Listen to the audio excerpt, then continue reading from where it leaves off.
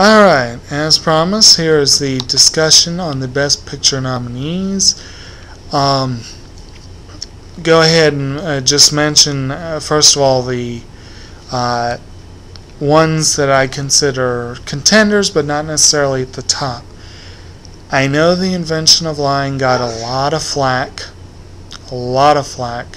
for being too uneven, poorly executed, all that kind of stuff. A lot of people just don't like Ricky Gervais.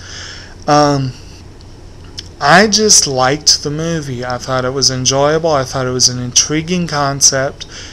Yes, it was uneven, and that's why it's as low on the list as it is, but deserves props.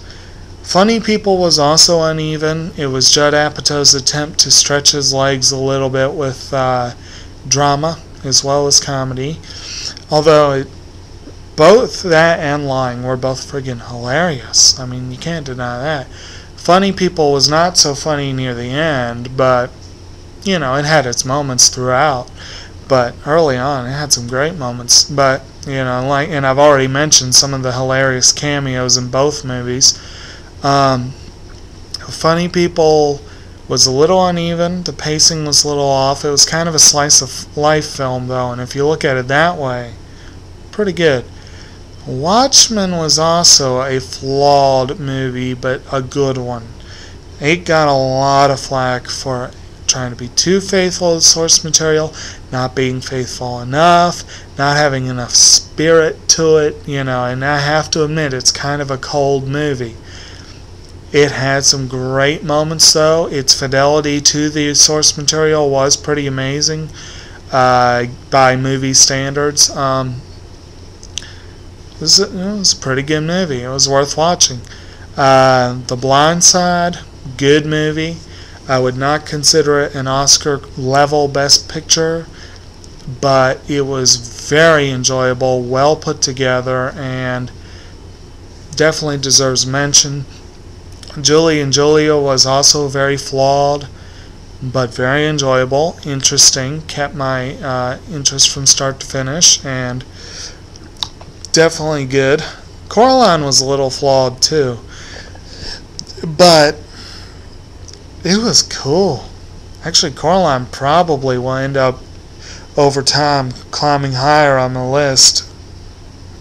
Maybe I should move it higher now. I'm considering it.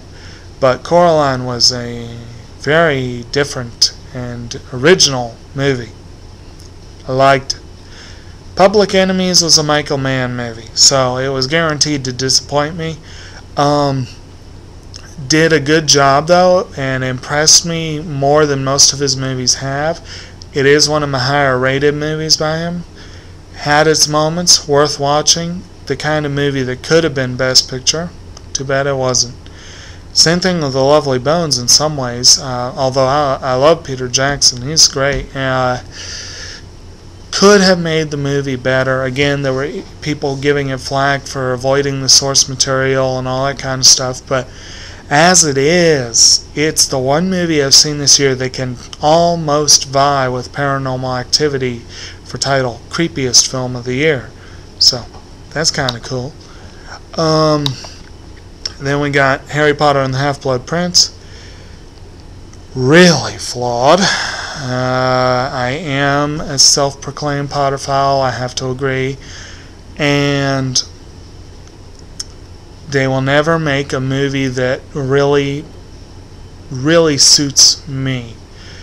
But I'm holding out hope that with them splitting the last book, they'll get it right. Mostly. But they missed some prime opportunities in this one to really set things up. Like, the final book starts with the wedding of Bill Weasley and Fleur Delacour, starts with the wedding, and Bill Weasley has not even been mentioned once in the 6 movies that have come out. And they left Fleur out completely of this movie, even though she would have been great. If only, you know, I mean, if nothing else, she's played by a very cute and talented young actress I was looking forward to seeing some more of, Clemence Posey. Whatever. We'll Half-Blood Prince was good enough to get consideration in my book, but not good enough to make the list. Avatar, good movie, very good movie. The kind of movie that could get a Best Picture nomination. The kind of movie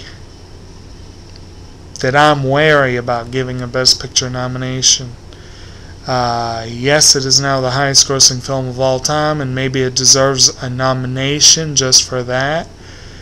But the Academy failed to nominate Dark Knight last year, so if that's their justification, it'll be rubbing salt in the wound and it'll piss me off. So, just to let you know. Star Trek. Much better sci-fi film than Avatar in my book, but it was cheesy, it was flawed. There were some serious issues concerning time travel and that kind of stuff. Still, I've already mentioned under J.J. Abrams, it was a remarkable achievement. District 9, also a remarkable achievement. We got a bunch of sci-fi films right together, don't we? Well, District 9, very good movie, interesting concept, original idea in many ways. Worth watching, very enjoyable. Fantastic Mr. Fox. Easily the best film Wes Anderson has ever put out. And I really enjoyed Bottle Rocket. I thought Darjeeling Limited was great. And I liked Tenenbaums and The Life Aquatic, even though I didn't like them as much as I wanted to. This is the first one that I truly thought, A, awesome movie, and B, enjoyable movie. And the fact that it was co-written by Noah Baumbach just is shocking to me. That, because I've seen a couple of his movies and enjoyable they really are not. The Informant. I haven't really been doing the proper emphasis on that one. The Informant. Steven Soderbergh is one of those directors who kind of pisses me off, because most of his movies reek of, hey, I'm a great artist and this is just something I felt like doing. And I will admit he's a great artist. He has done some great movies. I have always contended that Traffic was an incredible movie. I enjoyed Aaron Brockovich, thought it was well done. I loved Ocean's 11. I loved Out of Sight. And I'm apparently one of the 20 people in the country that kind of liked Full Frontal. But Full Frontal was one of those movies where he was pushing it in your face. Yes, I am Soderbergh, and I just don't feel like doing a movie that you guys want to see. I just feel like doing this movie.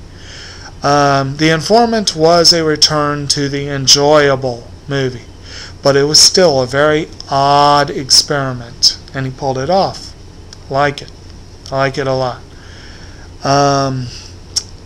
I'm going to save Precious for the next blog, and A Serious Man, and so I'll be right back to discuss the top 11.